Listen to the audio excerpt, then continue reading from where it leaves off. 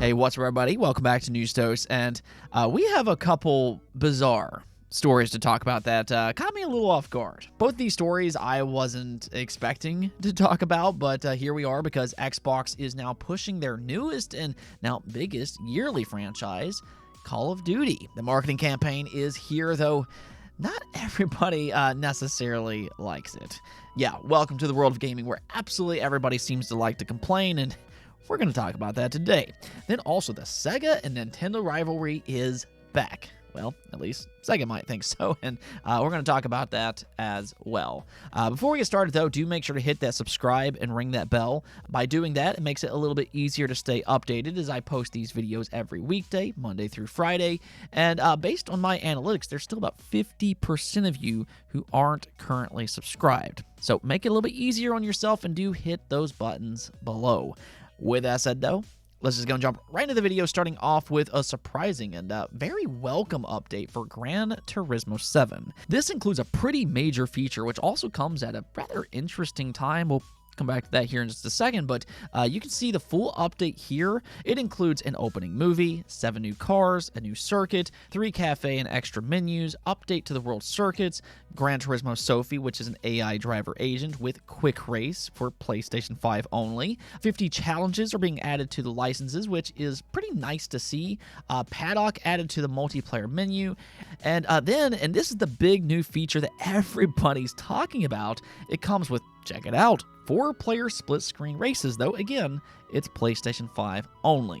Now, it being PlayStation 5 only, I don't think that that's overly surprising. Split-screen is kind of a rare commodity for modern-day games because it is tough to compact all of those visuals and effects to multiple split-screen users, and I can understand how that might be difficult for the PlayStation 4.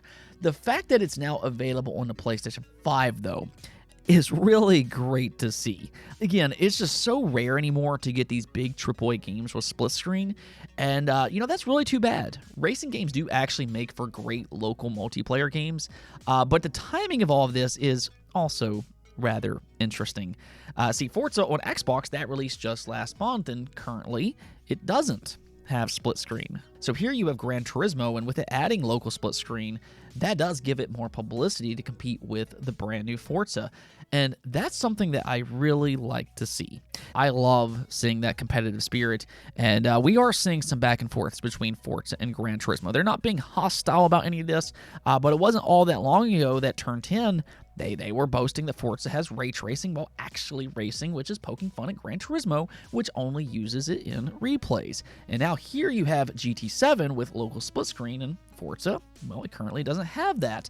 And more or less, what we're seeing here is that this just really pushes both of them to improve their games. Maybe this will be motivation for Turn 10 to add split screen down the road as well for Forza, because as I've said time and time again on this channel, competition breeds excellence. And GT7 and Forza is a pretty good example of that. They keep each other in check. They continuously push each other to be better.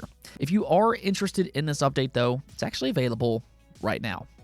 Moving on, though, speaking of competition between PlayStation and Xbox, in a bit of a surprise, the Xbox Series actually beat out the PlayStation 5 in Japan this week, according to the latest Famitsu charts. This is actually only the 4th time this has happened this generation, but you can see here, the Xbox Series sold 3,300 units in Japan, the PlayStation 5 sold 2,900, and the Nintendo Switch, well, yeah, that thing just continues to dominate Japan with 66,000 units sold. The Switch over there legitimately is crazy. It's already the 3rd best-selling console in Japan ever made, so the fact that it continues to put up big numbers like this is impressive. But the big story here really is that the Xbox Series outsold PlayStation simply because this just doesn't happen all that often. So there's been a lot of headlines over this story today, but honestly, the reason that this happened isn't necessarily because Xbox had some huge surge in Japan. That's not what happened here. Now, it's doing reasonably well for the Xbox brand in Japan, which that's notable in itself, but there is another explanation here because what seems to be happening is that Sony is preparing for the PlayStation 5 Slim revision. It's speculated that Sony's not restocking the PlayStation 5 until the revision releases, which does make sense. We know for a fact that the PS5 revision is meant to replace the current model, so it sounds like they may already be selling out ahead of that revision, and they're just not restocking. That seems fairly logical, but with that said, though, the fact that the Xbox Series is selling 3,000 plus units in a single week, and it's already sold 121,000 this year so far, that's still great to see in comparison to what happened last generation. So this is still significant in the sense that Xbox is selling decently well in Japan, whereas last generation, the Xbox One was essentially non-existent. I mean, just to put things into perspective here, though, the Xbox Series this year alone has sold more than the Xbox One did during its entire life. So yeah, if anything, the results really just speaks to how much Xbox has improved this generation in Japan. Now, another big improvement that we've seen from Xbox, really I'd say just this year, has been with their marketing. They have really ramped up their marketing efforts this year, and we saw a lot of that with Starfield, which is kind of hilarious looking back on it. There was a ridiculous amount of discourse leading up to Starfield's release. I don't believe that I've ever seen a game get just so much illogical discourse.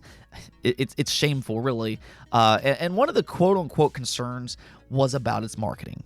At the time, apparently a 1-hour showcase of its gameplay wasn't quite enough, and there was a question going around on why isn't Xbox talking about Starfield. Apparently, it was claimed that nobody cared about Starfield. Yeah, 11 million players later, I guess that discourse was wrong, unsurprisingly. But one part of Starfield's success was its marketing. Starfield was plastered absolutely everywhere. They had a treasure hunt-like event, they had big billboards across the world, it was at Gamescom, it was all over YouTube, and they even partnered up with Imagine Dragons to make a music video. They honestly did a great job with its marketing, and one of the things that they did is that they notified all Xbox owners when it released. Now, how they did this is that when you first turn on your Xbox, you were greeted with a Starfield ad, and it just simply said that it was out or whatever, and then that was pretty much it. You could either look more into it, or you could just simply press B and be off on your merry old day.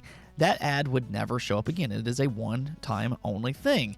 It's honestly a great way to let Xbox owners know that their next big game is out, and that's something that they're now doing with Call of Duty Modern Warfare 3. It's hard to believe, but they do technically own this game now, and if you boot your Xbox up today, you might be greeted with this ad right here for Modern Warfare 3, though again, you can simply press B and it'll be gone forever. Now, when I first heard about this news, I'm like, okay, Xbox is starting to figure something out. Their marketing is actually on point this year. And again, I think that this is a fantastic way of letting fans who bought into their ecosystem know that their next big game is about to release. That's a part of why they bought into their ecosystem in the first place, because they want to play their games. Not everybody's like us. A lot of people don't keep up with the latest games and their release dates. However, the reaction to this has been quite interesting. I've seen a lot of people today online complain that this is awful, Xbox is being intrusive, and this, that, and the other. And I was genuinely surprised by this response. See, earlier in the year, fans were complaining that Xbox wasn't marketing enough. Now, some of those same people are complaining that they're doing too much advertising, which is even more interesting when you think about it, because Starfield did the exact same thing and people weren't complaining about that. So what's the difference here? I think the only difference here is that it might be being highlighted a little bit more online, so you're going to have more people maybe jump on the bandwagon. But in reality, this ad, it pops up on your screen during its boot up, and all you do to dismiss it is press one single button. That's it, and you'll never see it again. Like I said, it's basically a notification to say, our next big game is here. It's not like they're advertising for shoes or something like that. It's for their own first-party games, which, yeah, Xbox owners very well might be interested to hear when their next game will be out. I think for a lot of people, they're probably just going to boot on a console, they're going to see this ad, and they're going to be like, oh, cool, Call of Duty's out, and then they're going to move on with their merry old day. They're probably not going to really think too much about it, but this is the internet that we're talking about, and, you know, the internet likes to complain. But, anyways, I don't know. To me, it just feels like some people are making a mountain out of a molehill, which is not some rare occurrence on the internet. People like to complain a lot on the internet. If you haven't noticed, social media is filled with this type of stuff. But in this case, No, I don't think this simple ad is intrusive. I don't think it's going to be some huge nuisance that some people are trying to make it out to be online. Now, if Xbox was doing this every single day with a bunch of non-gaming related ads, or if they had long-winded, unskippable ads, well, then I might feel different. But for the time being, I see this as harmless. Now, that's just my own personal opinion, but I want to hear y'all's opinions on this as well. You might disagree with me, and hey, I'm okay with that as well. I just want to hear your opinions on the matter as well, so let me know in the comments below. Okay, now, next up here, and this one's almost kind of amusing, but I guess we're back in the 90s again because Sega is motivated to take on the behemoth that is Mario. Apparently, in a Google translated statement, Sega mentioned that they want Sonic to be bigger than Mario. This is coming from the Sega executive director, and he said, simply put, I want to surpass Mario. Sonic is a game that was originally developed to compete with Mario, and it still hasn't achieved that goal. Our goal is to catch up and surpass Mario because we respect Mario. I want people to play it all over the world, including Japan, like Mario, and I want the movie to be a bigger hit than Mario. I would like Universal Studios Japan to create a Sonic area as well. That's our goal for those of us who love Sonic. Now, I know everybody's kind of poking fun at this statement right now because, well, it feels like that ship has kind of sailed. Sega had their opportunity in the 90s, and, I mean, they did a good job back then, but over time, Mario has kind of separated itself from Sonic. Sonic, unfortunately, has been a much more hit-and-miss franchise, whereas Mario has consistently, for the most part, remained at the top in terms of quality and sales. There's also the fact that Mario is such an expansive series. There's Mario Kart, there's Mario Party, Mario RPG, 3D Mario, 2D Mario, and you kind of catch my drift. It's a massive, massive series. So the likely chance of Sonic actually catching Mario in modern day times seems a little unlikely. It's probably not going to happen. But you know what? I like this statement. I think that this is the exact mentality that Sega should have.